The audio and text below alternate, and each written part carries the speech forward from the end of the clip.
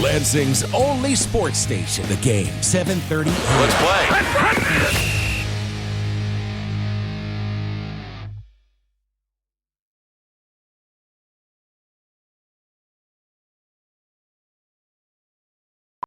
Good evening and welcome to the Michigan High School Football Playoffs. On your trusted source for high school sports coverage, The Game, 7:30 a.m. WVFN, brought to you tonight and all season long by the Lansing Sports Commission and by Jeff Metz and Dowding Industries, our title sponsor all season long. We got a good one tonight in Division II. CAAC Blue Rivals battling once again. It's the Vikings of Everett High School against the Trojans of East Lansing. These two teams played back in week number 6. East Lansing won 45-14, so Everett looking for some revenge on the Trojans tonight.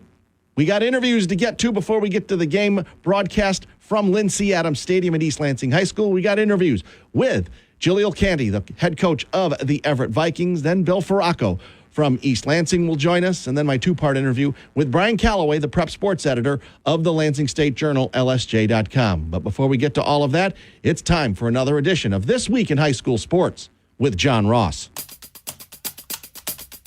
The list of three-time MHSAA Finals champions in girls golf grows by 2, and a perfect season on the tennis court ends with a championship.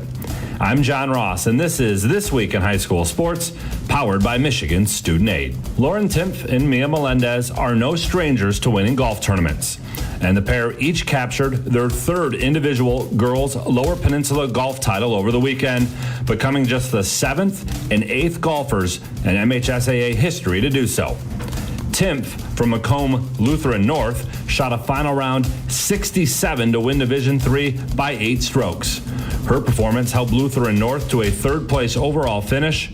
Grand Rapids Catholic Central finished first. Melendez, a junior from Ann Arbor Green Hills, won her third straight Division IV title by firing a 2-day total of 148, 2 strokes better than the field. Melendez will enter her senior year with a chance to be the first Lower Peninsula girls golfer to win 4 straight titles ever. Lansing Catholic won the team title in Division IV. In Division II, Lauren Davis of Coopersville is your individual champ, while Farmington Hills Mercy repeated as team champ. And in Division I, Elise Fennell of East Kentwood captured medalist honors. Rochester Adams was the top team. For more on all 4 divisions of Lower Peninsula girls golf, make sure you check out MHSAA.com. It's time for Game Balls, when we highlight a trio of standout performances from the last week. First up, Pickford's Talia Schreiber. She captured the UP Division III girls cross-country title and set a D3 cross-country finals record in the process, clocking in at just under 18 minutes and 50 seconds. On the boys' side, Sault Ste. Marie's Gabe Litzner broke 16 minutes in winning the UP Division I boys cross-country title. He's just the second runner in the UP to ever break 16 minutes. And to Hart's Jose Luis Andaverde. He scored 4 times in a win over Ravenna, giving Hart their first win over the Bulldogs since 1992, their 8th win, which tied a school record, and qualified Hart for the playoffs seniors, for the first time ever. The matchup of ever. the year isn't on the field. It's actually online. That's right. When you fill out the FAFSA, the free application for federal student aid, you could also be eligible for thousands of dollars in additional money from the Michigan Achievement Scholarship. Yep, nearly 80% of students who fill out the FAFSA may be eligible. Now that's a matchup we can all root for. Get started today at michigan.gov/achievement. The Michigan Achievement Scholarship. It's a game changer.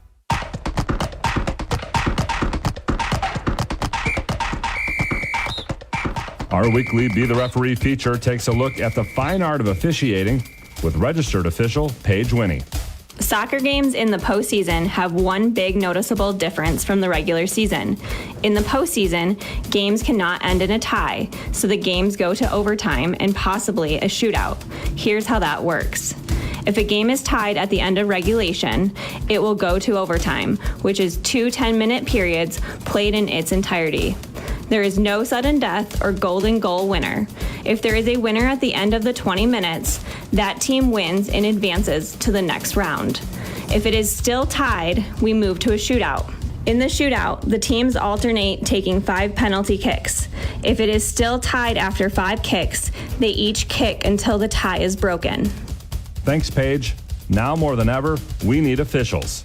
If you're interested, please go to the MHSAA website now to register. How about the season Austin King had on the tennis courts for Midland Dow? The junior ripped through a perfect regular season and backed that up by winning a MHSAA title in Division II at #1 singles. King did all of that without losing a single set the entire season. He ends 37-0 and helped Dow win a second straight team tennis title, their 8th in the last 17 years. In Division I, Bloomfield Hills repeats as the Lower Peninsula Boys champs. Bloomfield Hills, Cranbrook, Kingswood won it all in Division III. And Ann Arbor Green Hills is the champion of Division IV. It's the Griffins' 4th title in the last 6 years. Complete brackets and coverage of all 4 divisions, both team and individual results, are all available online at MHSAA.com. You've been listening to This Week in High School Sports, powered by Michigan Student Aid, a production of the MHSAA Network. Thanks for joining us. I'm John Ross, and we'll see you next week. Lansing Sports Station. The Game, 7:30 a.m. Dowding Industries' presentation of high school football continues with my interview with the 4th-year head coach for the Vikings of Everett High School. He's Coach Jaleel Canty. Coach, thanks so much for coming on, and congratulations on getting into the playoffs. Thank you for having me. I truly appreciate it, and thanks for that. Congratulations too. The team is very proud, and it's a great thing so far. Yeah, I want to ask you about that beforehand. You knew heading into the game against Okemos, you were either 33rd or 34th. I can't remember exactly, heading into week number 9, 33rd or 34th in Division II. So knowing that, you pretty much knew you had to beat Okemos to have a chance. Is that pretty much what you told the kids? Yeah, absolutely. So we were 33rd going into week 9. Okay, yep. Points-wise, and we told our kids, we take care of business week 9, and we may be granted another opportunity. So I think our kids understood that, and they attacked practice really well week 9, and luckily some things worked in our favor with some other teams in the division, and we were able to sneak in. So very, very happy for the most part for the guys. I'm really happy for the seniors and for the rest of the kids to just have the opportunity to understand what it's like and the environment that comes with it. What was the feeling like for you when you found out it was either Saturday night or early Sunday morning? Because on early Sunday morning, if you're a high school coach or a player, most players, they can go to their computers and check out, oh, we're 26th, so we know we're in the playoffs. And then you got to wait for the selection show just to see who you're going to play. What was the feeling for you as a coach, whether it was Saturday night or Sunday morning when you found out, hey, we're 32nd, we're in the playoffs? What was that feeling for you? Man, to be honest, it was just a sense of pride. I was very, very proud of the coaching staff, of the players. There's a lot that this team specifically has endured over the last several years, and we got a lot of players, just like many other programs, who go through some troubling times, and football is their escape. So a lot of the kids being proud and them texting me like, Coach, does this mean we're in? Does this mean we're in? When they seen us in the 32nd spot. So I was just very proud and very happy and excited for the kids because, at the end of the day, that's what it's all about.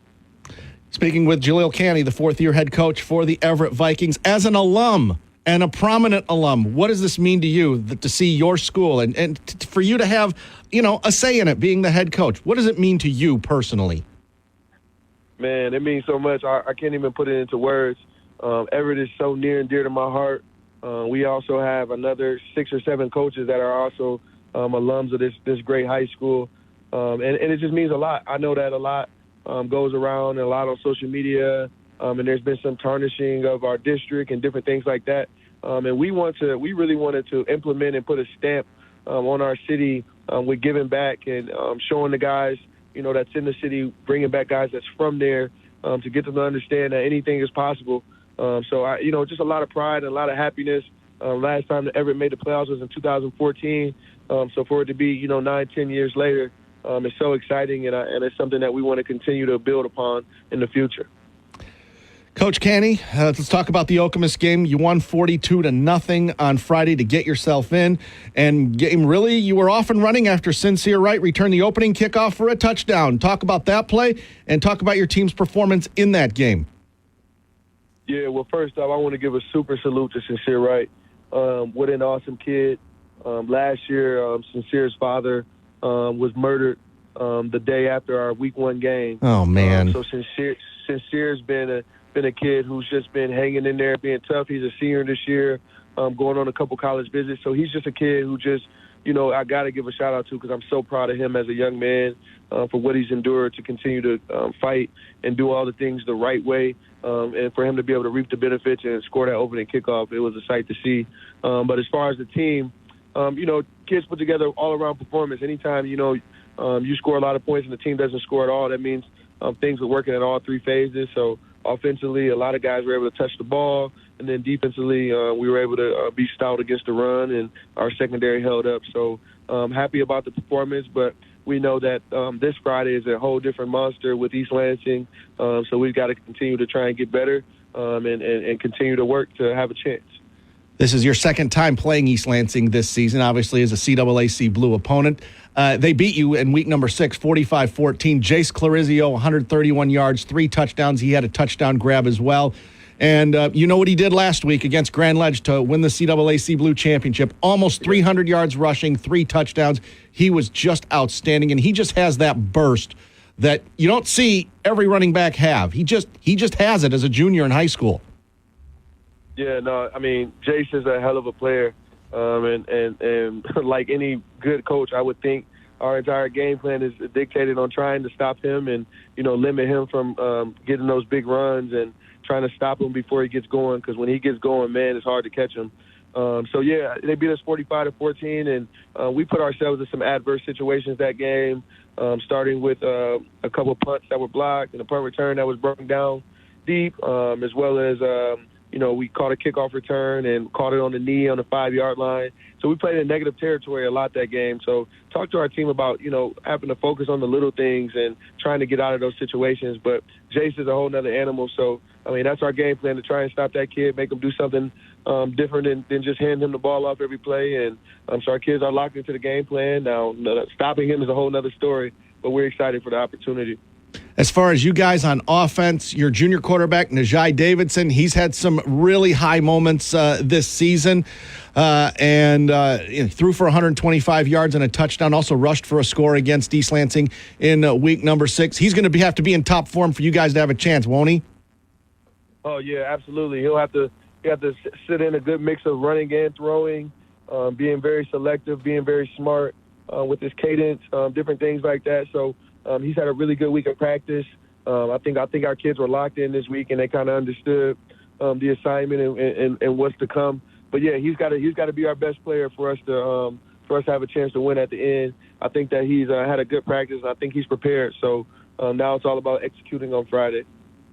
After Najai Davidson, who are some other key guys for you that need to perform well to have a chance? You already mentioned the defense. Talk about some other guys that we should be listening for. Yeah, absolutely. I mean, our top receiver, Mason Chadwell, he's a guy that does a lot for us. He's a guy that's been, garnering some double coverage a little bit, so his numbers aren't all the way, top of the conference, but he's still a guy that's a threat anytime he catches the ball. So he's a kid that we want to try and get the ball to early and often. He's also dangerous in the return game. And then other than him, both of our running backs, Javari Funches and Logic Lyoa, 2 sophomore running backs who have both improved game after game after game, and still continue that. They got another 2 years. So we need those 3 guys to play big and take care of the ball. We had a turnover issue the past couple games, so take care of the ball, and I think we'll be right there in the fight. Coach Gillo Canny in his 4th season for his alma mater, the Vikings of Everett. High school 5-4 on the season. Other than what you just mentioned, what are 1 or 2 keys for an upset win over East Lansing and to move on to round 2? Yeah, absolutely. I mean, I know it's cliche, but anytime you get an upset win and you're an underdog, you got to take care of the football and win the turnover margin. So we got to be able to force turnovers and take care of the ball. And then a big thing for us, we got to control the time of possession. We like to throw the ball quite a bit, so we have to, take what's there, take what's easy, and get completion. So our defense isn't on the field a lot that game. So those are two things I think that are going to be the key points for us. He's Jaleel Canny in his fourth season for the Everett Vikings. Coach, thanks so much for coming on. Congratulations on making the playoffs, and best of luck against EL. I appreciate it so much. Thank you. And you're listening to your trusted source for high school sports coverage, the game 7:30 a.m. WVFN, brought to you by the Lansing Sports Commission and by our title sponsor, Jeff Metz and Dowding Industries. WVFN.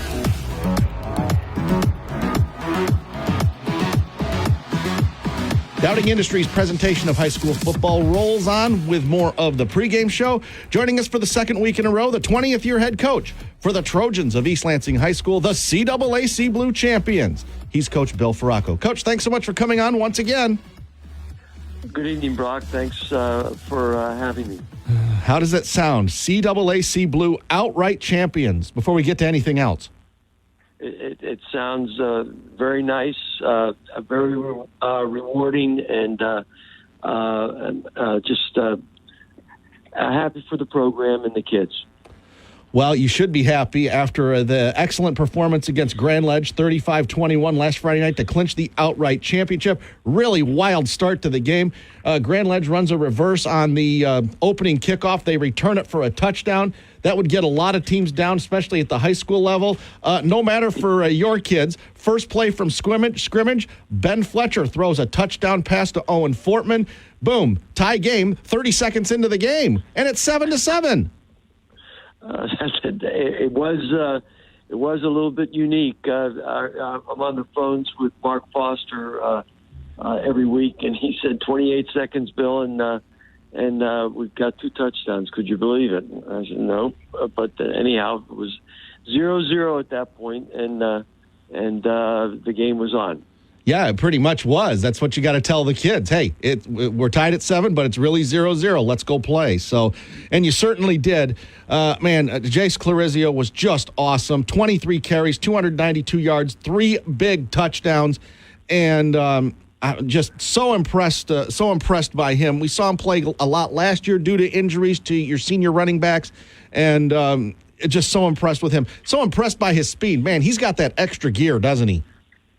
He can burst very, very quickly and get to top speed as fast as as quickly as anyone that we've had. Yeah, definitely, and he was just outstanding, to say the least. His what turned out to be his backup, Duarte Sams, who's played a lot this season, 13 carries, 78 yards, and even despite all of that, your quarterback, Ben Fletcher, only 3 for 5 for 65 yards. But like Gary Danielson says on CBS all the time, even if you're a running team, your quarterback has to make a play for you. He's got to make at least one play for you, and he did so. A rushing touchdown and that touchdown pass we talked about at the beginning to Owen Fortman. Even though he doesn't have the greatest stats in the world, he still made a couple of plays for you. Right, and Ben's complete passes at a 65% clip, and he's over the 1,100 yard mark. So, he is gradually improved. Hit a couple lulls. This is his first year as a varsity quarterback, and the demands that gives the young man, but he's responded very, very well. Speaking with Bill Faracco, the veteran head coach of the Trojans of East Lansing, 7-2 on the season. They've won 7 straight. CAAC Blue outright champions. Talk about your defense and the big plays they made right before the half against Grand Ledge. Grand Ledge had a chance to tie the game, but your defense stepped up. You forced a fumble. Anthony Baker, Grand Ledge's terrific freshman, fumbled the ball, and you were able to recover that. That was after a turnover on your part. That was an absolutely huge stretch in the game right before the half, because GL could have tied the game right there. It certainly was, and the kids from the defensive side of the ball have a unique way of stepping forward in key situations for us. They've done that for us all year. So, I was pleased, especially with the physicality that we displayed on the defensive side of the ball in the second half. Yeah, certainly were, and we're able to win that one. All right, Coach Bill Farraco, you're going to be playing another conference rival here in week one of the playoffs. You're playing the Everett Vikings, and first of all, congratulations to them for making the playoffs. Their victory over Okemos last week, just enough to grab the 32nd and last spot in Division II. Talk about how good it is for the Lansing area, not just for Everett to make the playoffs, but for Sexton, who's having a great season for them. That's good for the Lansing School District and for the area, don't you think? Oh, my gosh, yes. It speaks volumes for the quality individuals that are leading the programs. I just have to say, Coach Jaleel Canty has done a wonderful job there, bringing this thing along in a very, very intentional way, and now you see the fruits of the labor coming through for him, and I'm very, very happy for them.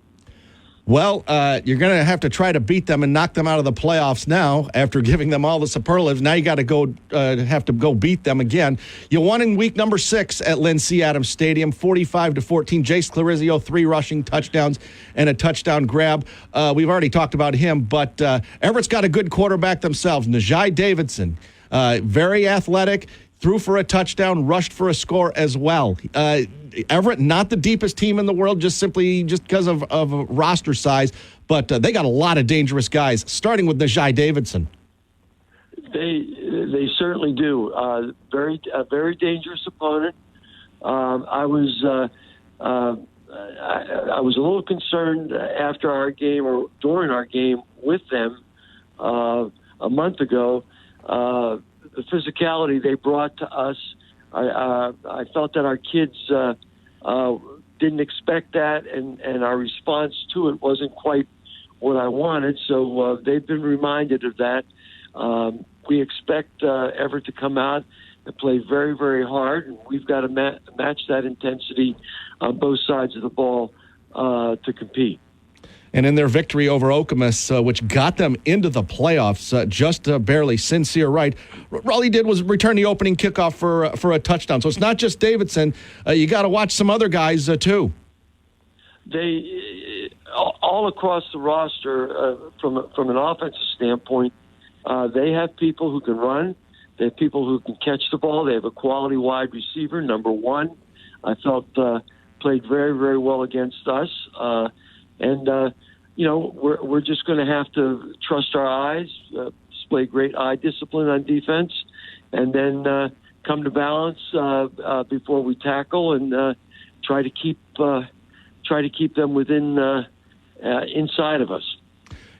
Everett's number 1 is Mason Chadwell, a junior wide receiver, talking about him. All right, before I let you go, we're talking with Bill Farraco, the 20th year head coach for the Trojans of East Lansing, CAAC Blue Champs.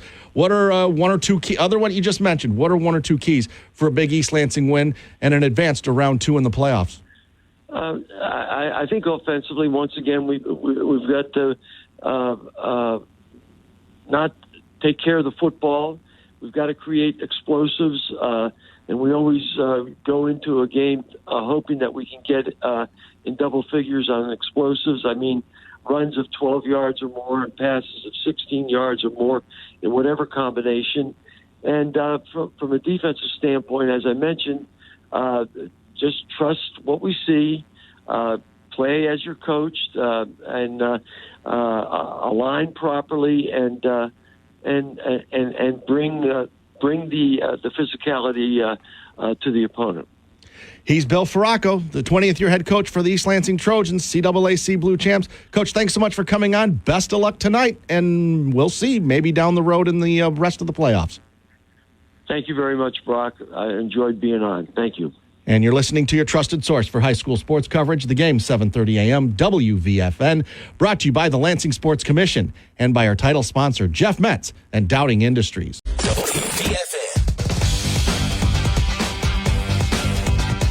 Welcome back to Dowding Industries' presentation of high school football here on The Game, 7:30 a.m. WVFN. And now we're joined once again by the prep sports editor of the Lansing State Journal, LSJ.com.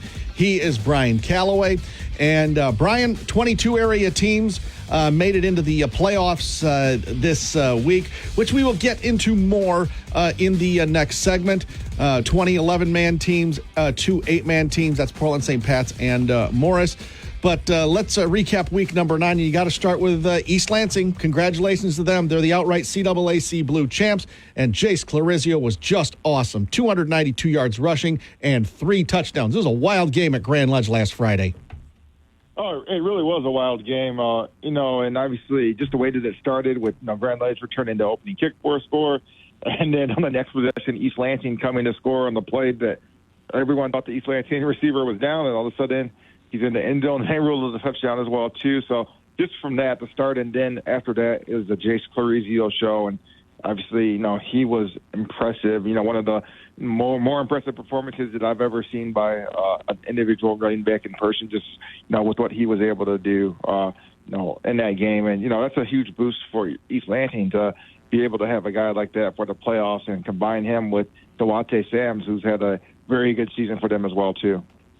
Yeah, absolutely. And they're very, very dangerous. Their opponents this week are going to be the Everett Vikings, whose a victory over Okemos 42-0 got them into the playoffs. It just was literally just barely enough. They went from 33rd or 34th to 32nd in the very last spot. Returned the opening kickoff for a touchdown. It was off to the races for them. Hey, congratulations to Everett. 5-4. Hey, not the greatest record, but good enough to get them in the playoffs. And, that's big for that program as well, too. I mean, you look at, 2020, none of the Lansing City schools play.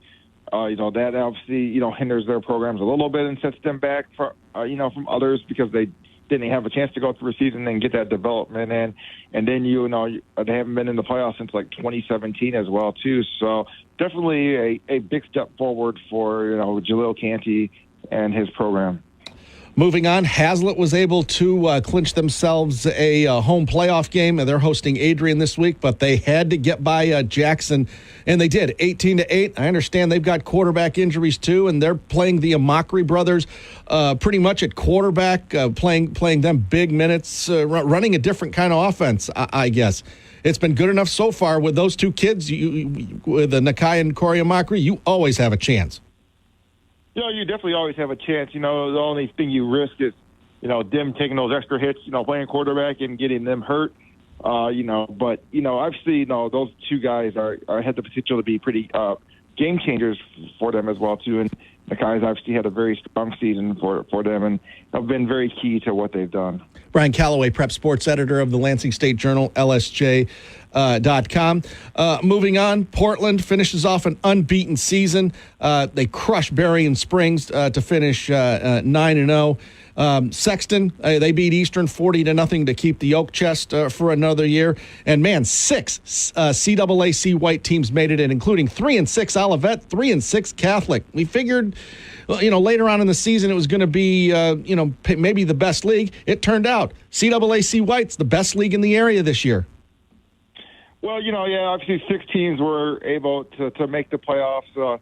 And I think more so, Lansing Catholic and Olivet, were able to make it, based on kind of them being Division VI schools. And look at most of the schools that they played in the CAAC white are, Division IV teams. So I think that's something that, helped those teams, be able to secure their spots in the postseason as well. Just kind of having the, couple division difference between them and them being the 2 smaller schools in that league. So I think that's something that mostly benefited them and being able to help them make the playoffs and help the CAAC white, have the number of teams that they ended up having in the postseason. Yeah, Lansing Catholic's victory over Waverly in, I believe, week number 2. That's probably what got them in. Waverly, a Division II school. Moving on, Pewamo Westphalia, big win over Catholic, 41-6. How about Ionia getting themselves into the playoffs with a shutout victory over Lakewood? They needed to win that game to get themselves in, and they got in. Congratulations to Chad Reinert and the Bulldogs. Yeah, that was big for Ionia, and they really finished the season strong. I mean, only allowed, I think, 2 points the final 3 weeks of the season there, while winning the final 3 games over, Lansing Catholic, St. John's, and then Lakewood as well, too. So that's definitely big for them to be able to, find their way into the postseason and just to end up the way that they did. Tough draw for Fowler. They shut out McBain to finish off a great season. Coach John Spicer, man, easier teams to play for than Ithaca on the road in round number 1. But, man, heck of a season for Fowler. They've got it back going again. They were down for a little bit for a few years, but now they're back up and running and really, really good. Yeah, definitely. I think three straight shutouts to end the season after losing to Palmbos, Westphalia as well, too. So it was definitely a very strong season for them where they showed a lot of dominance. And, like you said, the only hiccup was the road loss to Palmbos, Westphalia in a game that was tied in the early stages of the fourth quarter. But obviously Fowler showed, quite a bit with another strong season that they put together. And finally, Saranac in 11-player football had to beat Wyoming's Kellogg'sville to get themselves in the playoffs. They did so, 53-8. The Redhawks are in the playoffs. Yeah, and this is a team with, I think it's a 3-win improvement this year. You're going from 2-7 to 5-4, and now having a chance to play some postseason football. Yeah, congratulations to them making it in to the playoffs. And no surprise as far as 8-player football, Portland St. Pat's and Morris, they've set the standard in this area, and they could end up playing each other in week number 2. Excellent seasons for them as well, St. Pat's and Morris. Yeah, both of those teams, very strong. Portland St. Patrick, has been on a nice little roll since that 1-point loss to Mount Pleasant Sacred Heart in the early stages of the season. And Morris, also has been in a nice little streak as well, too. So there's definitely that potential there, but you can't count out Fulton as well, too, which, obviously picked up a big upset win last week by knocking off previously unbeaten Carson City Crystal. We'll talk about the playoff matchups for week number 1 coming up in our next segment. We're talking with Brian Calloway, prep sports editor of the Lansing State Journal, LSJ.com. You're listening to your trusted source for high school sports coverage. The game, 7:30 a.m. WVFN, brought to you by the Lansing Sports Commission and by Jeff Metz and Doubting Industry. Lansing. WVFN, Lansing sports leader.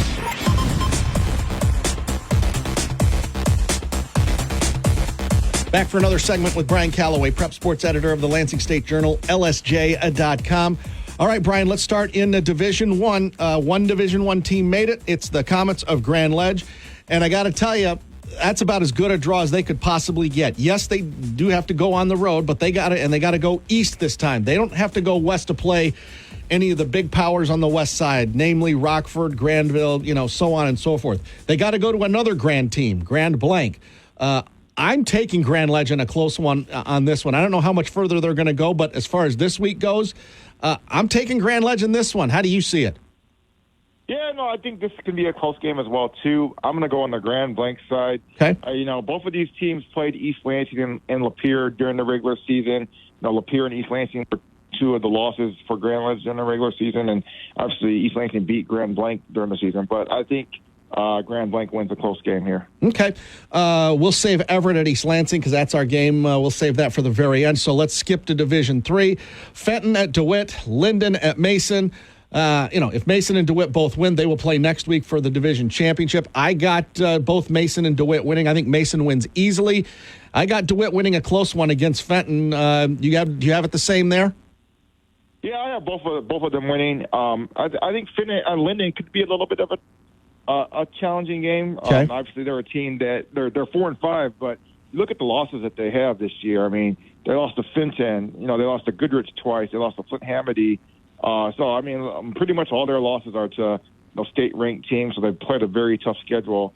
But, I think Mason and DeWitt move on to the next week's district final. Yep, I've got that as well. Moving on into Division 4. We got lots of teams there. Sexton at Portland. We got Adrian is at Hazlitt. Hazlitt gets a home game. Charlotte is at Hastings. Ionia at Ada. Forest Hills Eastern. Congrats to Ionia for making the playoffs. I don't have them winning that one. For the other area teams, I got Charlotte winning, upsetting Hastings on the road. I got Portland winning over Sexton, but closer than 41-0. And I think Hazlitt's going to win at home as well against an improved Adrian squad. Adrian had a long losing streak in the last few years, but they've regrouped in the last year or two. How do you see those games in Division 4? Yeah, Adrian has definitely regrouped. Tough into the regular season for them. Fowlerville beat them in Week 8 as well. Yep. So I've got Hazlitt in that game. Hastings has knocked Charlotte out of the playoffs the last few years. I've got Hastings in that one. Okay. I like Portland again, and I think Ada Forest Hills Eastern knocks off Ionia. Okay. On to Division 5. Only one area team made it, and that was Williamston, and they got a tough draw, a lot like Fowler did. Got to go to Pontiac, Notre Dame. I took Pontiac ND in this one, but no matter what happens, just another solid season for Williamston and Coach Steve Kirsten. Not the best Williamston team, but very, very solid. This is a team that finishes the runner-up in the CWAC Red. And they've been very competitive with some very strong teams. You even look at last week for Williamston playing a tight game with Goodrich, which is a team that, was their state runner-up in D4 last year and has been ranked in the top 10 all season as well, too. But I've got Pontiac Notre Dame Prep winning in that one. Moving on to Division 6. Tell us about, before that, you've been talking about Corunna all season long. Corunna has just had a fantastic year. They enter the playoffs at 9-0.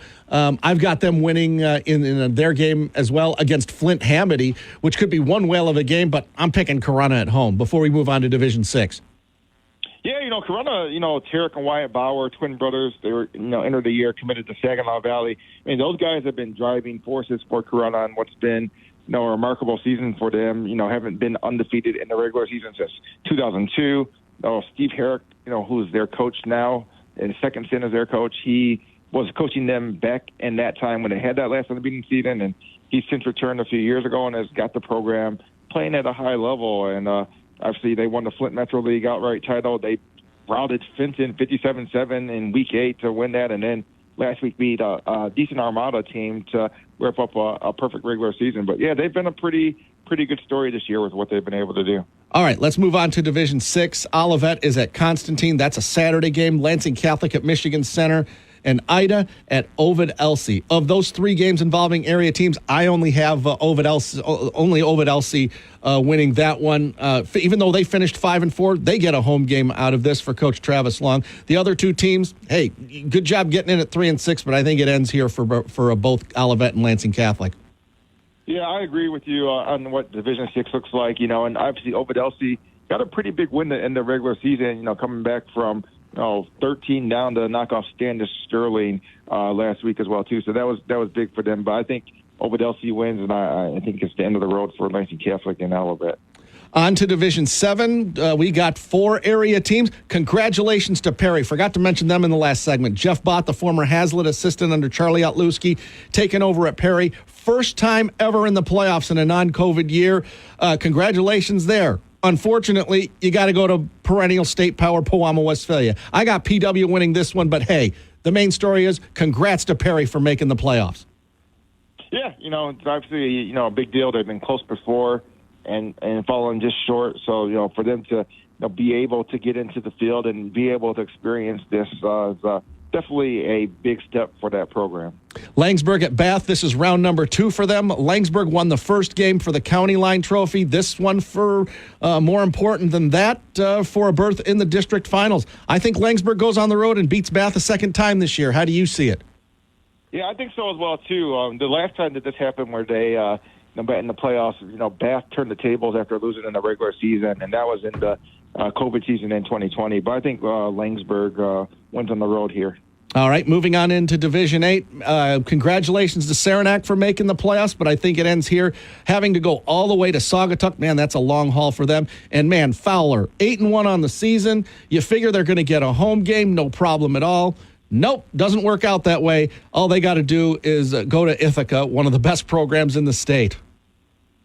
Yeah, it's definitely an interesting draw that they ended up getting and not even being able to have the home game and being the 3rd seed in that district as well, too. Yeah, that's brutal. The top seed as well, too. It's just kind of a brutal group of pairings right there for them. But I actually picked Fowler. I think they go on the road and get a win. They played a lot of decent teams this year and were able to have a lot of success against those teams. I think their schedule was definitely tougher than Ithaca's during the regular season as well, too. So I got Fowler in that one, and, I've got Saugatuck in the other game. Okay. And finally, 8-player football. I got the 2 area teams. No, I don't. I actually have St. Pat's winning at home over Fulton. That's the Saturday night game. And Morris at Deckerville. Deckerville's been a power in 8-player football since the inception of it more than 10 years ago. Morris, Kendall Crockett, their coach, has a real good program going, but I think it ends in the first round at Deckerville simply because they have to go on the road. I've got St. Pat's winning as well, too, on another tight game with Fulton. And I've actually got Morris picking up a win and moving on as well, too. These teams have actually, met in the playoffs recently.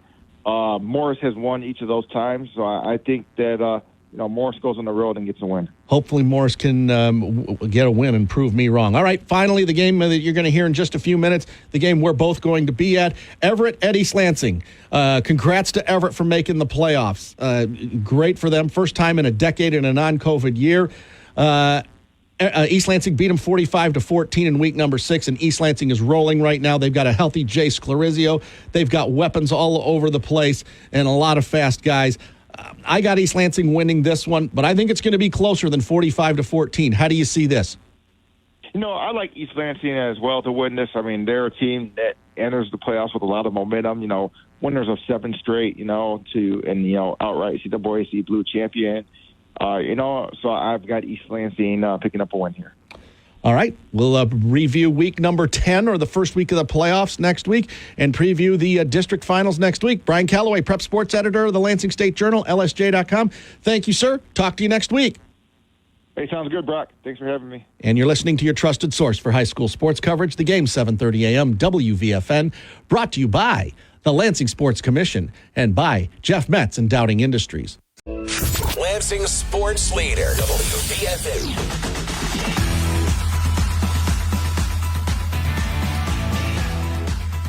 And a pleasant good evening. Welcome to playoff football in the Michigan High School Football Playoffs.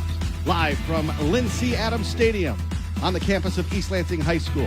It's the Vikings of Everett High School against the homestanding Trojans of East Lansing High School. Good evening. I'm Brock Palmbush. Alongside me is Erik Doc Love.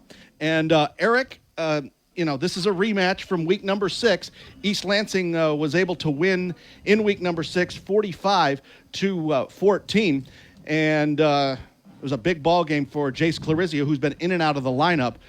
He rushed for over 100 yards into that contest, but not like he was last week. 292 yards against Grand Ledge. Wow, what a performance. When Jace Clarizio is healthy, this team is extra good, and East Lansing has been very well since losing their first 2 ball games of the season. They have won 7 straight and are now CAAC Blue champions after beating Grand Ledge last week 35-21 in Grand Ledge. And Coach Bill Fracco and his squad receiving votes in Division II, and that's why they're hosting a playoff game here tonight against their conference rivals in the Everett Vikings. As far as the Everett Vikings, they got into the playoffs with a 42-0 win over Okemos last Friday. Sincere Wright returned the opening kickoff for a touchdown, and Everett was off and running after that, Doc. It was just a big win for them.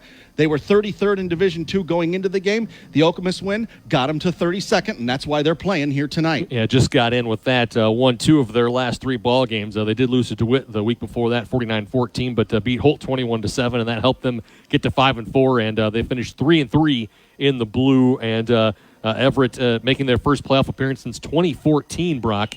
And this squad has never won a district title in school history, as far as I could tell doing some research last night.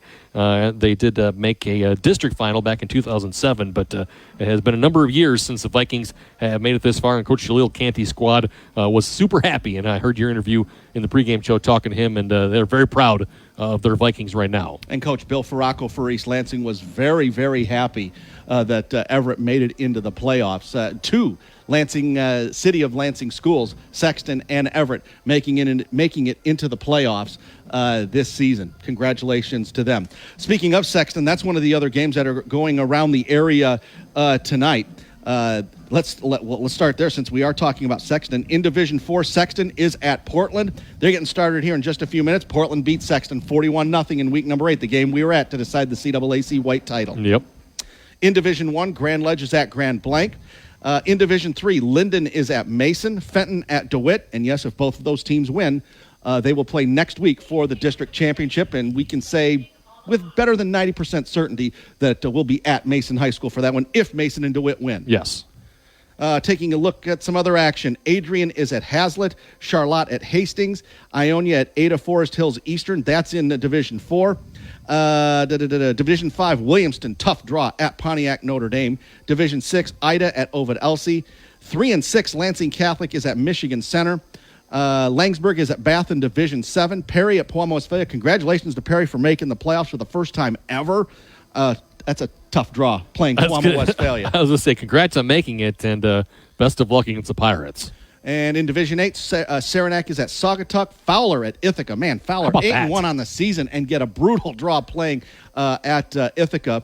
And in 8-player football, Morris is at Deckerville tonight. Games tomorrow, Olivet in Division 6 is at Constantine. They play at 1 o'clock tomorrow at Constantine.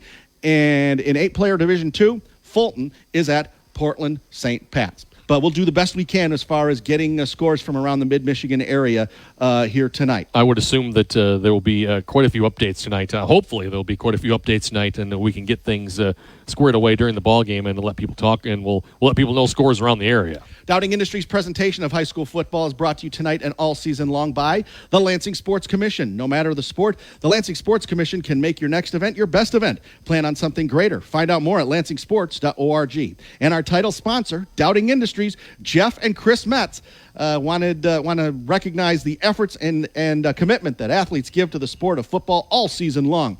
And in the off-season as well. They're always interested in individuals that have the drive and desire to be successful in work and in life. Check them out at doubtingindustries.com. You may find a successful future here. So quickly, Doc, keys to the game tonight. First for Everett, who's going to get the ball first. East Lansing won the coin flip, deferred to the second half. So Everett's going to get the ball first.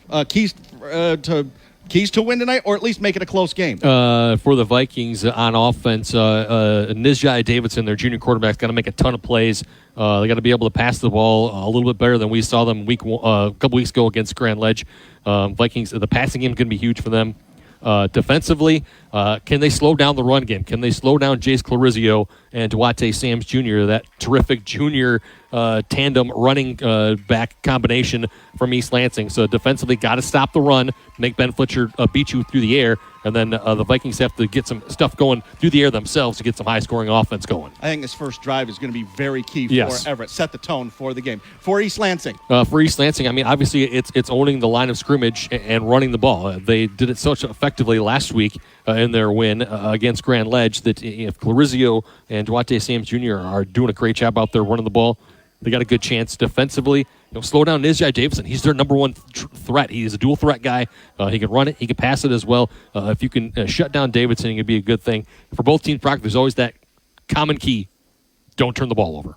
We'll take a timeout and come back. We'll have kickoff here from Lynn C. Adams Stadium on the campus of East Lansing High School. Everett at East Lansing. It's playoff time on the game 7:30 AM WVFN and the Lansing Sports Network. Welcome to Be the Referee with MHSAA registered official Paige Winnie.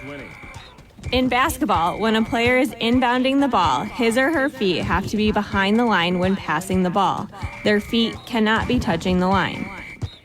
But in soccer, a player just has to be on the line to complete a throw-in, even if their heels are both barely touching the line and the majority of their body is in the field of play. It is considered a legal soccer throw-in if any part of both feet are either touching the line or are behind the line, including if the player does a somersault or a front flip style throw-in. As long as they flip and land with both feet on or behind the line and throw the ball, it is a legal throw-in. Thanks, Paige. You can be a referee. Go online now to register at MHSAA.com. Be the Referee is a part of the MHSAA network. East Lansing, a town square media station. Lansing sports leader. The game, 7:30 AM.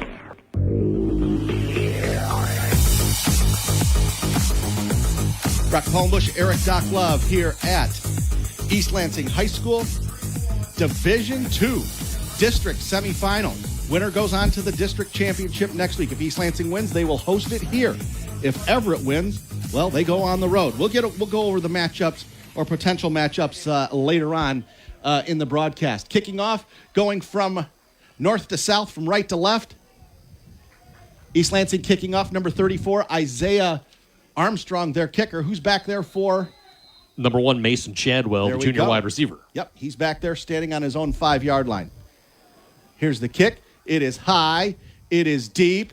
It is into the end zone. Touchback. So here we go. 12 minutes on the clock. Clock, of course, doesn't run if it goes into the end zone. Nope. We get to see the Vikings offense first. Nizjai Davidson, their junior QB, 83 for 163 on the season. 1,341 yards, 15 touchdowns. He also ran the ball 85 times for nearly 500 yards and 7 touchdowns. Lejeune Lebrun will be one here. Javari Funchess, their main running back. And then they're hoping Mason Chadwell can step up and have a big game for them. Funchess in the backfield with Najai Davidson. Davidson, number 3. Looks like Makari Boyer, wide receiver, is also in the backfield. Wearing number 4.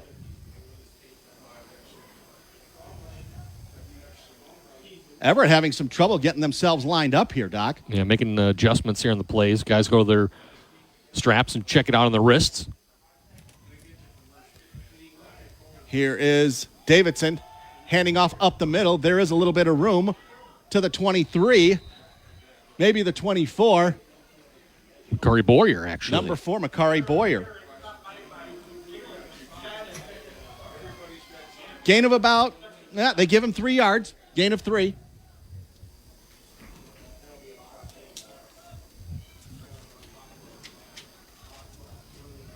So they're using one of their receivers as a running back that time. Now he's back out a wide receiver. He's playing in the slot. Davidson in the shotgun. Man in motion. They don't use it. Yep, 3 wide receivers now to the left, 1 to the right. They change the play again. 2nd down and 7 for Everett. Going from left to right, dropping to throws Davidson. Throws it out to the left. It is incomplete. He was looking for... Demarion Williams, number 8. There you go. The senior. He was the guy that went in motion, went from right to left. They looked like they were going to fake a handoff to him, but then they stopped, changed the play, and then he rolled out into the flat, but the pass from Davidson was too far away from him. So it'll be 3rd down and 7.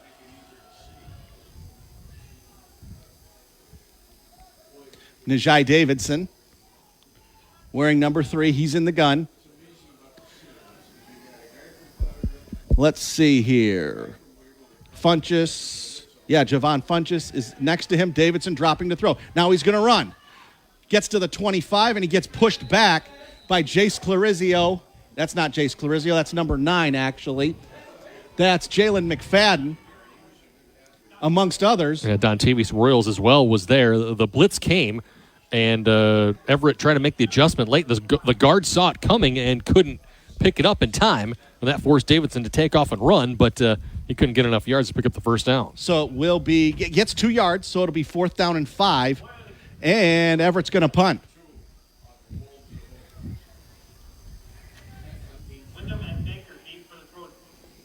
Who's that kicking there? Number 23. Logic Leola. Yep.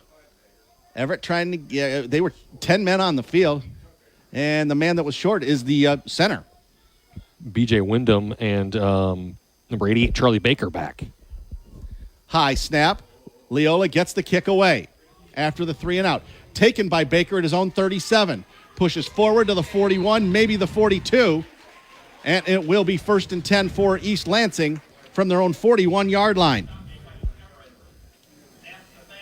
So that's not the start that you want for Everett to go with a 3 and out, no. But nevertheless, now the defense has got to step up and make some plays, and we get to see the East Lansing Trojans for the first time.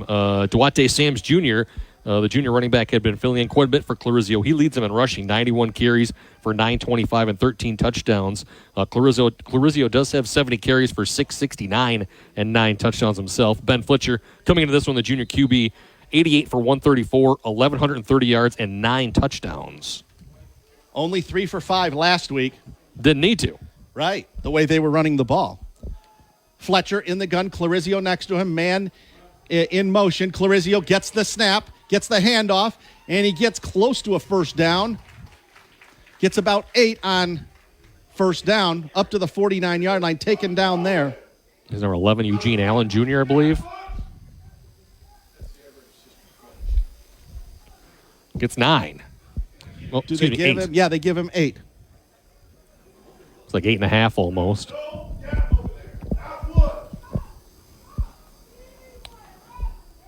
Second down and short.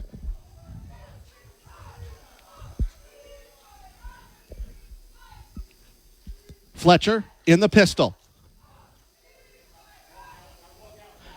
Dropping to throw. Throws it out. Caught by Baker. No gain. Good pursuit by Everett. Actually might lose a yard out of that one. That was number 3, I believe. Najai Davidson on the tackle. Well, they say no gain out of that one. Nice job by Everett forcing Fletcher to throw it quicker than he wanted to. I know he was trying to set up to the wide receiver, Charlie Baker, but I think he didn't want to throw it as quickly. But good tackling by the Vikings. Big 3rd and 2 here. Under center is Baker. Handoff. Clarizio. He's close to a first down. I don't think he got it. No, I think Mason Chadwell came in and stopped him. Yep. Sure looks like it. It was Mason Chadwell that stopped him. It's going to be 4th and short. 4th and less than a yard right at midfield. 8:26 and counting first quarter. We are scoreless. I'm surprised because Everett, the defense wasn't quite set either. It looked like East Lansing was going to beat him to the line and get the snap off quickly. And looks like Bill Farraco is going to gamble early on. Going to line up to go for it. 4th and 1. Watch for the hard count. Handoff. Clarizio. He's got the first down. Went right up the middle. Gain of 4. Needed 1, got 4, down to the 46-yard line. First down, East Lansing. Got that burst of speed as soon as he got there. Found that little bit of a hole on the opposite side. Now the play, the strong side was left. He went right because he found a big gap there, and Nijai Davison had to make another stop. But Farraco gambles in early on and they win that one. 1st and 10. East Lansing, pistol formation for Fletcher. Clarizio behind him. Clarizio veers off to the right. He's got a first down and more. 35, 30, 20. He's gone. Touchdown, East Lansing. 46 yards. That did not take long. No, it didn't, but you got to give Everett a little credit on the first set of downs there for 4, and then all of a sudden, boom, there goes Clarizio. Makes it a little jump cut back against the grain and rushes his way into the end zone from 46 yards out. Finds pay dirt. 6-0 East Lansing. Isaiah Armstrong going to kick the extra point. Ben Fletcher will hold. Left-footed kicker is Armstrong. 7:32 to go, first quarter. Here's the snap. Kick up.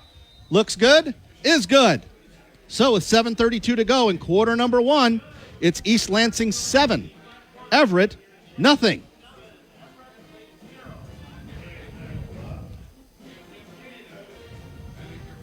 After they got the first down, Doc, it just hand off next play Clarizio, and it was a touchdown.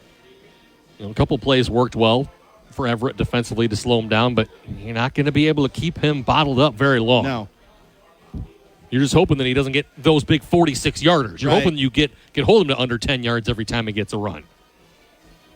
Well, first big test for both teams, and East Lansing passed with flying colors the 4th and 1 at midfield. Can't argue with him going for it in that situation. Not at all. It's not like 4th and 6 or something like that, where you would probably punt in that situation. All right, Everett's got to respond here. Down 7-0.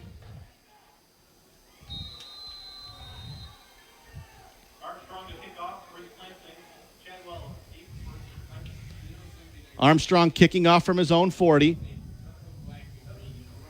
Here we go. Here's the kick. It is high. It is deep. It's caught inside the 5-yard line. Out to the 10, out to the 15, veering over to the right, over the 20.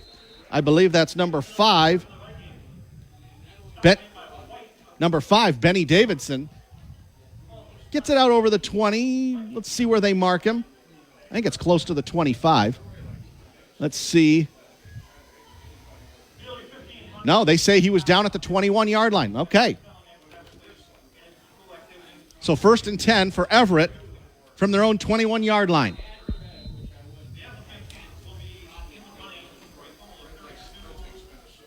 Davidson in the gun.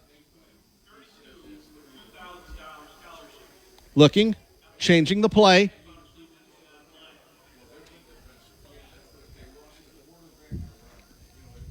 Davidson runs over the right side. He's got some room over there, but good pursuit by East Lansing. That's number 23, Isaiah McCrary-Sams. Takes him down after a gain of 1. There was a lot of space over there, but good pursuit by East Lansing, holding Davidson to a gain of 2.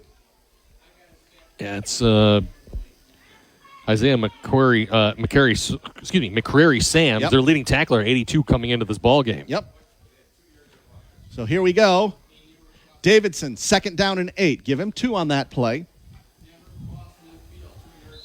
Whistle. Probably a legal procedure. Here we go. Yep. It's false start. First penalty of the game on Everett. I was waiting for the referee to face us and make the show. But we're on the other side. We are on the other side. So we're in the auxiliary press box on the opposite Yep. side. So we are on the east side looking towards the west. So it'll be 2nd down and 13. Davidson dropping to throw. Scrambling. Gets outside, out over the original line of scrimmage. He's got a first down, 30, 35, over the 40, close to the 45-yard line. And that was all Najai Davidson. He went back to throw, didn't have anything, but was able to sneak through the line and get out close to the 45-yard line. Everett's first down of the game. 25 yards on that scramble. Yes, 26 yards, actually. Yeah. Not a design run on that. Drop back looking for somebody. Nobody was open and took off. Davidson, whistle. What do we have again? Another illegal procedure? Yep. That's 2 of them. Penalties, you can't have them in the playoffs. You can't have them in the regular season. And at the playoffs is even much worse. They're amplified. 2 penalties for 10 yards, both illegal procedure, and it's going to be 1st and 15. 6:05 to go and counting, first quarter. East Lansing leading Everett 7-0. Davidson, hands off. Up the middle, got a hole. That's number 2, Javari Funches. He's into East Lansing territory, and he's close to a first down. And I think he's got it. Yes, It's he 11. does. No, excuse me, not 11. He gets 16. 16 up the gut. Up to the 45-yard line of East Lansing, and now they're going hurry up. Tempo. Davidson. Fumble on the handoff. It's at midfield, and I think East Lansing's got it. Unless Davidson got it back. East Lansing Trojan fell on top of it. I think they're still fighting for the ball, Doc. Got to that mesh point, and I think that he was trying to pull it back. And it looks like Everett got it back. Wow, Davidson stole it away. Yes.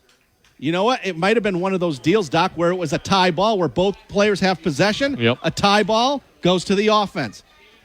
Everett, very fortunate to keep possession there. 2nd and 15 from the 50-yard line. 5:05 to go first quarter. East Lansing up 7-0. Whistle and another false start. That's the 3rd one. Man. 3 penalties for 15 yards, and it's going to be 2nd and 20. Man. Ball back to the 45-yard line.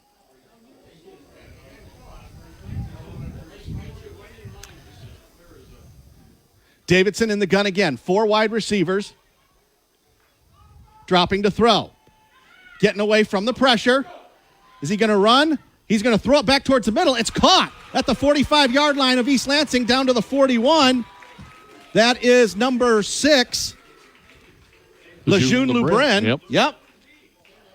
Threw it across his body. Not the easiest throw in the world, but Lebrun was able to catch it, and it's going to be 3rd and very makeable at the 42-yard line of East Lansing. They picked up 13 yards on that play. 3rd and 7 from the 42-yard line of East Lansing.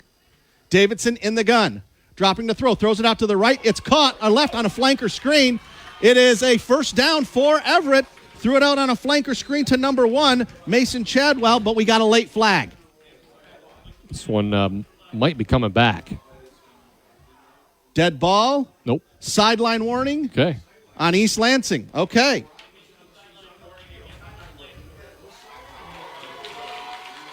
Third and 7, they pick up 9. Big gain for Everett. They are now inside the 35-yard line at the 33. 4 minutes left in the first quarter. East Lansing up 7-0 on a Jace Clarizio touchdown run. Davidson. Hands off.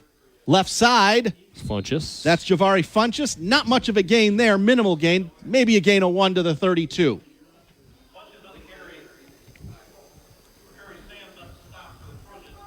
McCreary Sam's again. Yep, sorry. You got it. Yep, you got it. 3:33 and counting first quarter.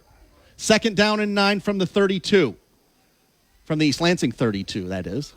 Davidson in the gun. Fake handoff. He's going to take it himself. Nothing there. Nope. Absolutely nothing there, Doc. McCurry Boyer came in motion, and he could have handed it off to him or keep it. He decided to keep it, and that was a very bad idea because 3 Trojans were there waiting. Including number 55, Jay Carnegie. And it's going to be 3rd and long. Got to the line of scrimmage, yep. He did get to the line, so no gain. We're down to 3 minutes to go in the first quarter. The point of that is to read the end. Well, the end stayed, and he should have handed the ball off. All right, big 3rd down play here. Here we go. Davidson, 4 wide receivers, 1 left, 3 to the right.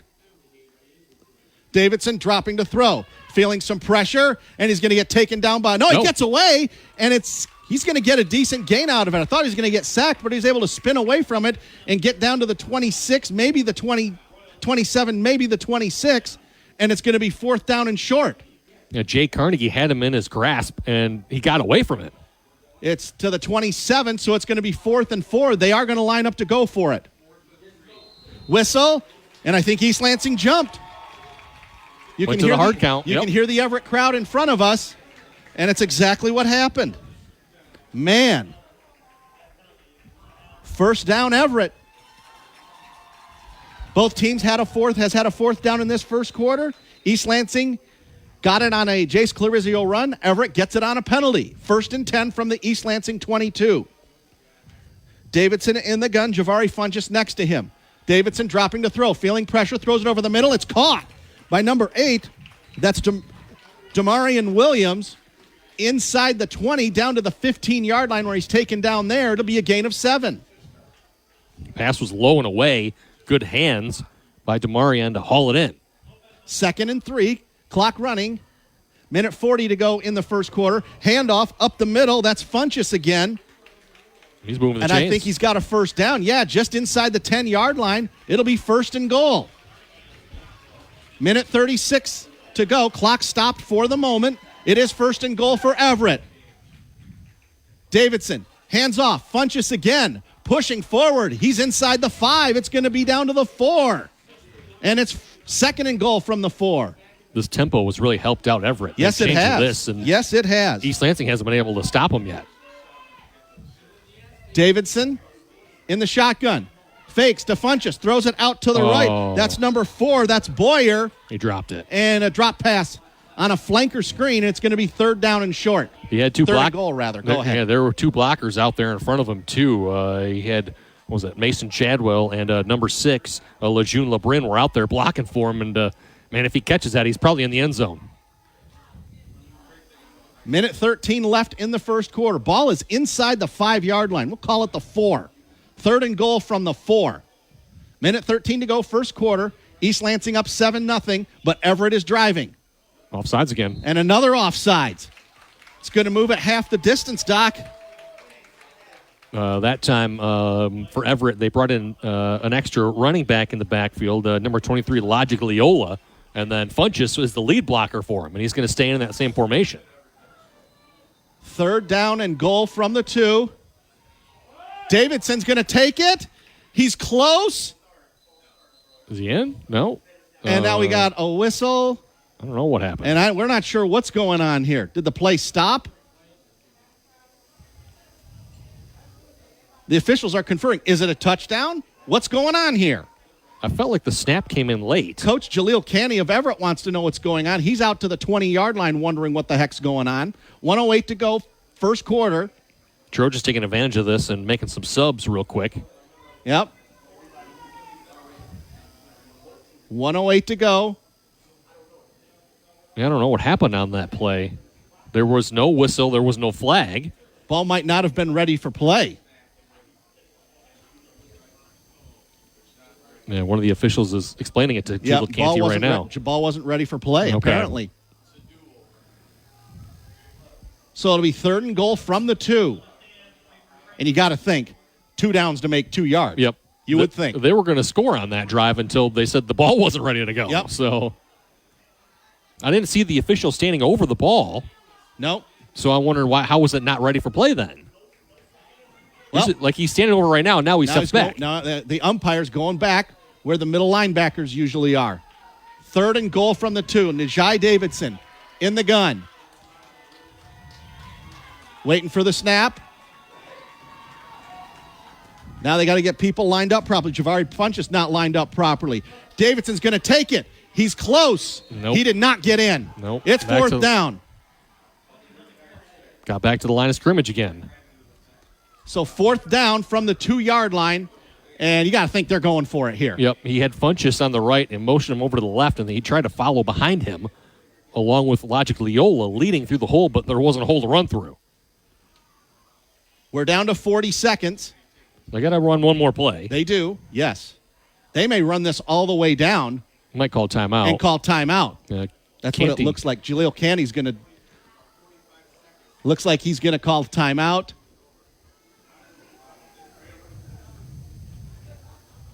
We're down to 22 seconds. Down to 20. Under 10 on the play clock. Yep. They're still looking. 15, 14. And they call timeout. And now they're going to call timeout. We'll stay right here, Doc. 13.5 seconds to go. Everett calls their first timeout. They have 2 remaining here in the half. A good time to use that first timeout because you want to. This is the biggest play of the first half already. You got to try and figure out what you're going to do here on this 4th down and goal play. The broadcast of tonight's game is a copyrighted presentation of the Michigan High School Athletic Association and the game 7:30 a.m. WVFN. No reproduction, retransmission, or other distribution of the descriptions or accounts of this game may take place without the express written consent of the MHSAA and the game 7:30 a.m. WVFN. 13.5 seconds left in the first quarter. East Lansing up 7-0 on Everett, but Everett has 4th and goal from the East Lansing 2-yard line. I'm going play action, honestly, Would on you? this. I think I'd go play action here. Yep. Okay. Roll out. And then Davidson, maybe if he can't find somebody, then use his legs to run into the end zone. All right. But I don't think it's a designed run play. At least I wouldn't be calling it a designed run. You got lots of space out there. You're on the far hash mark. You can roll right. So Davidson is lined up in the shotgun. Well, actually, pistol formation. He's got a man behind him there. It's Leola. Logic Leola behind him. 13.5 seconds left. They're going to fake the handoff to Leola. Davidson running. He's going to try to get it, and he flips it into the end zone. Touchdown! Leola? Looks like Logic Leola, I believe. Yes, number 23. Very last second, as he was getting hit, he launched it to Leola. And I was like, man, did he cross the line of scrimmage? Nope. He was still behind it. And the touchdown's going to go. To Logic Leola, 2-yard touchdown. That was such at the last second, Brock, man. He was getting hit as he threw it. It's 7-6. Here's the kick. Oh, bad snap from center. And Everett's going to run for it. They're going to throw it out to the right, and it's intercepted, and the conversion is no good. Yep. The snap rolled back to him.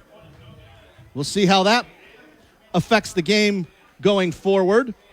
But with 8.5 seconds left in the first quarter, it's East Lansing 7, Everett 6.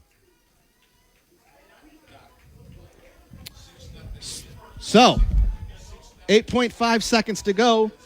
And let's see, I've got a few scores here to give you. First quarter, Morris and Deckerville. Morris leading Deckerville 6-0.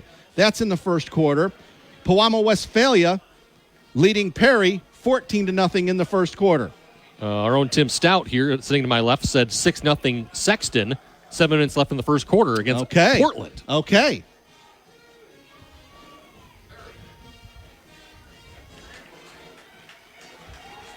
So 7-6. That's a good drive, a good response for Everett. And again, they went play action, and then Davidson used his feet to keep the play alive and tossed it at the last second. Literally at the last second for a 2-yard touchdown.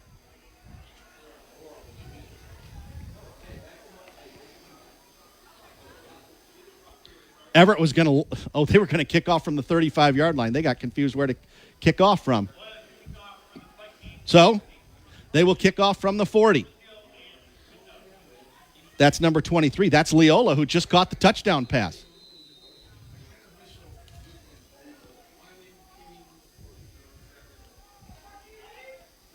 Here's the kick from Leola.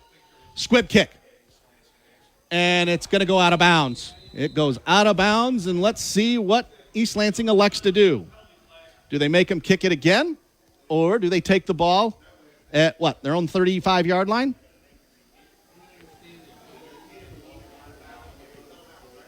If they make him re-kick, it will go down as penalty yardage. Yep. Let's see. And they will be 5-yard penalty. So, 4 penalties for 20 yards for Everett. They will kick off again from their own 35-yard line.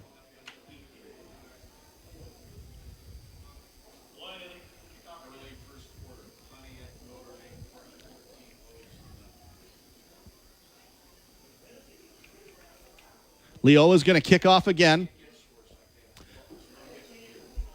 And they put 5 seconds back on the clock, Doc. They're going to have to fix that. Yep. Here you go. Notre Dame Prep 14, Williamson nothing in the first. Man, that was a tough draw for them. Now they're going to put 5 seconds on the clock, and they're just going to leave it. Okay. Leola kicks it out of bounds. Right out of bounds. Man, he hit his own offensive lineman, or one of his own linemen. Number 90, Justin, no, that's not correct, Ramon Terry. Yep, Ramon Terry. 4:40 left in the first. DeWitt 14, Fenton 0. Okay. And if I'm East Lansing, I just keep taking penalties here. Charlotte winning. They're up 8-6 after they get a touchdown and a 2-point conversion. 5 penalties for 25 yards in the first quarter for Everett. 5:52 left in the first. Mason 7, Linden nothing. Okay. So now Leola's going to kick off from his own 30-yard line. And now it looks like somebody else is going to be kicking off. Christian Solis, number 44. Changing things the up. Senior kicker. He's going to kick off. All right.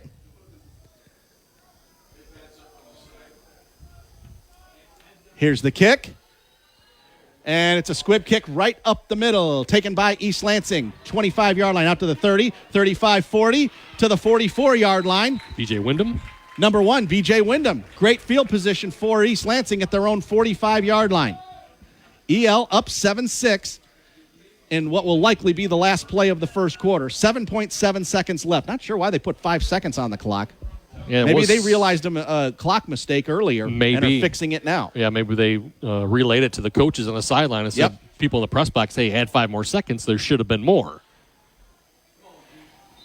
East Lansing had good field position to start the last drive. And, of course, it ended in the 46-yard jaunt by Jace Clarizio.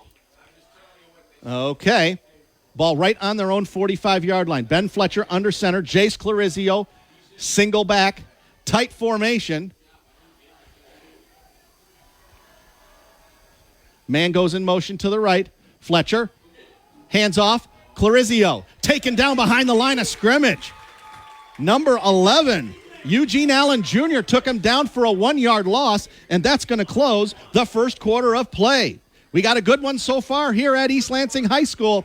It's East Lansing 7, Everett 6 after 12 minutes of play. We'll take a timeout and come back on the game, 7:30 a.m. WVFN, brought to you by the Lansing Sports Commission and by Dowding Industries. WVFN.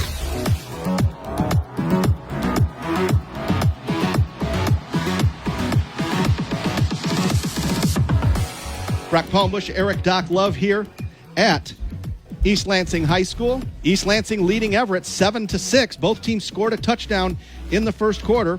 Only difference in this game, East Lansing hit the extra point. Everett had a bad snap from center. That's why they're down by a point right now. Yep. It rolled back to the holder, and they tried to throw for 2, and it didn't happen. It ended up getting intercepted. So it'll be 2nd and 11 when we start the second quarter. Brock Palmbush, Erik Doc Love here at Lynn C. Adams Stadium. Fletcher in the pistol. Here's a pass. It is deep. It is caught by Charlie Baker, and it's going to be a touchdown. He just ran a simple, skinny post. He was the slot receiver, Doc, and he took it all the way. He just ran by the safety, ran by the corner, and it's an easy touchdown.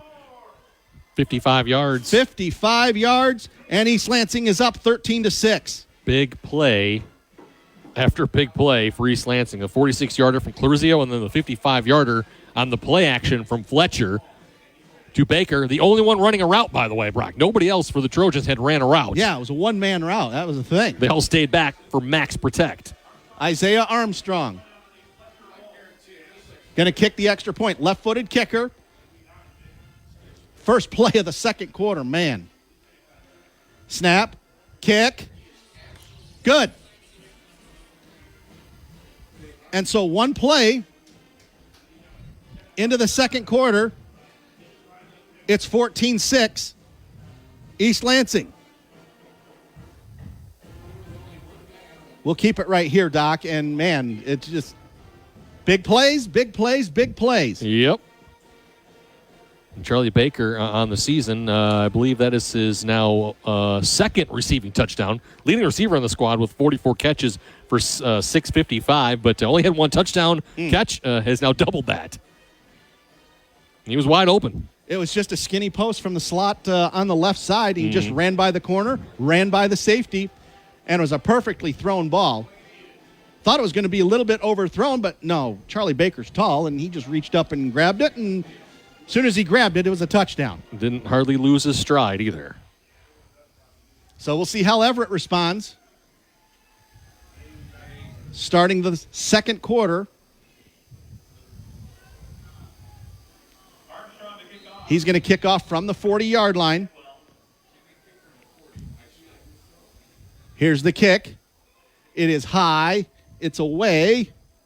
And it's fumbled by Everett. They're going to take it at the 15-yard line, out to the 20 and no further. That was number 1, Javari Funchess. And so it'll be 1st and 10. Everett inside their own 20. He was tackled at the 19-yard line. 11:44 to go, first half. 14-6, East Lansing. Winner of this ball game, by the way, will face off between the winner of the White Lake, Lakeland, and Milford matchup. There you go. And I believe if East Lansing wins, that game's here. Yes.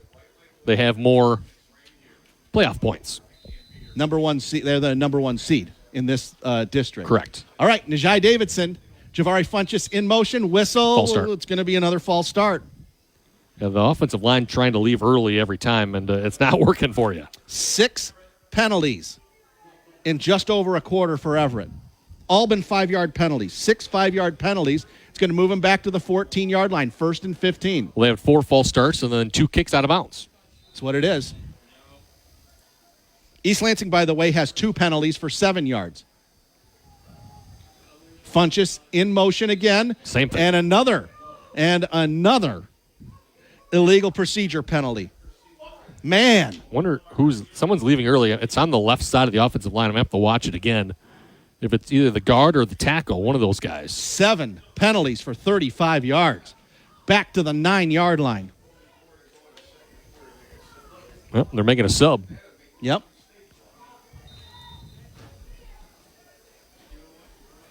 All right. Najai Davidson in the shotgun.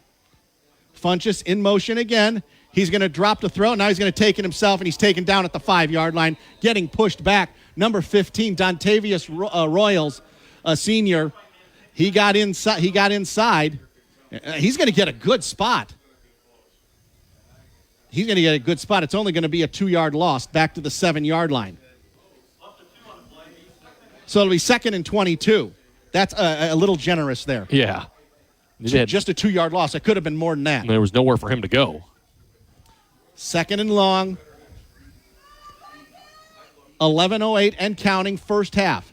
East Lansing leading Everett 14-6. Davidson dropping the throw. Now he's going to run. He's out over the 10. He goes left side, and he's taken down by B.J. Wyndham at the 13-yard line. Also in on the play, 23, Isaiah McCrary-Sams, who's had a number of tackles. He gets it out over the 10-yard line, though, does Davidson, out to the 12, maybe the 13-yard line. Yep, 13-yard line. So it's going to be 3rd and long. Make it 3rd and 17. Have you picked up 5 on that one? I don't know if it was a designed QB run or not, but as soon as he planted his foot, he took off.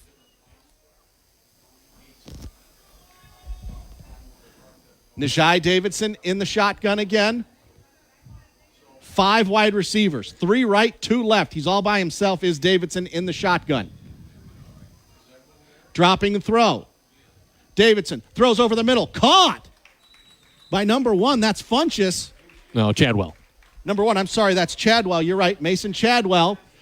Out to the 24-yard line. It's going to be 4th down. It's going to be about 4th and 5 from the 24-yard line. They're lining up to go for it. And Everett's lining up to go for it here with 9:50 to go in the first half. Inside their own 25. Wow. 5 wide receivers again. Davidson, maybe he's trying to draw him off. Nope, they're changing. They're going to punt. And they're going to change. They're going to punt. Yeah. It's under 10 seconds on the play clock. They may have to call a timeout here. 3. They may have to call 2, a timeout. Or they may just 1. take a 5-yard penalty here. Yeah, just take the penalty. 9:23 and counting, and there's the flag. Yep, 9:21 left. They take a 5-yard penalty. They don't take a timeout, and it's going to be another flag. I understand wanting to wait to the last second and making the defense, sweat a little bit, but you got to be quicker than that. You got to be prepared for it and run out there and get lined up real quick. So move it back 5 yards, back to the 19-yard line. It's going to be 4th down and 10, and they will punt. That's Leola. It is. Punting, number 23. And Charlie Baker back for East Lansing inside the Everett 50. Yeah, he's at the Everett 47-yard line. 14-6 East Lansing, 9:20 to go first half. Here's the snap. It's a low kick, and it's going to get into East Lansing territory, and it's going to be down at the 47. No, Charlie Baker picked it up and tried to run with it. That was risky. I don't know why he was doing that. He gets it up to, because if he'd have fumbled it, Everett could have recovered it in East Lansing territory. But he does pick it up, gets 2 yards out to close to the 50-yard line. Let's see where they mark it. They may mark it right at the 50. I wonder if he was worried if the punt was so low, it bounced towards a Trojan who was going back to block. Maybe he was worried that player had touched it by accident. Yep. So he hurried up, ran over there, and picked it up. So there you go. Ball at the 50-yard line, 1st and 10 East Lansing. It's just me thinking about it. I don't know. It might not have been the case, but logically, why else would you pick that ball up? 9:10 to go first half. It is 14-6 East Lansing. Here we go. Ben Fletcher under center. Clarizio behind him. Clarizio takes it. He's into the secondary, gain of 8. Taken down by Najai Davidson after 8 yards. Nice tackle by Davidson, preventing a touchdown. 2nd down and 2 from the East Lansing 42, and now East Lansing's going to go tempo here. 8:50 to go first half. Here's Clarizio. Going to get taken down behind the line of scrimmage, and he finally does. Great pursuit by Everett. They're finally making the stop. Davidson again. Davidson again, the starting quarterback playing defensive back. He gets into the backfield and takes down Clarizio for a loss of 3. So he's out of the game now, and it looks like Duarte Sams is going to come in for him. It'll be the first time that we've seen. Noah Lopez, I'm sorry. Okay, yeah, Lopez. Number 8. So it's 3rd and 5 from the Everett 45. Tempo again, 8:15. Handoff Lopez. He's got a first down inside the 40 to the 36-yard line. His first carry of the game, first down. Usually we see Duarte Sams Jr. Lopez really the 3rd-string running back. So it's 14-6, East Lansing, 1st and 10 from the Everett 36-yard line. Fletcher dropping to throw, feeling pressure, throwing deep, incomplete. It was almost closer, intercepted. It was closer to Najai Davidson, almost intercepted, you're right. Charlie Baker running that route. On the other side, there was a 2-man route. Owen Fortman was over there on the opposite side, but double coverage in the safety. Davison came over to help out, and he was almost got his hands on it. 7:55 to go, first half. 14-6 East Lansing. East Lansing has all 3 of their timeouts left. Everett has 2. 2nd down and 10 from the Everett 36. Clarizio is back in there. Fletcher under center. 2 wide receivers. They hand off Clarizio. Tackle behind the line of scrimmage. Nice job by number 4 coming in there, Makari Boyer. Man. Other than the 46-yard gain, Doc, they've done a good job of containing him. Mm-hmm. It's a loss of 2 back to the 38. It's 3rd down and 12. 7:34 and counting, first half. Fletcher coming in from the sidelines.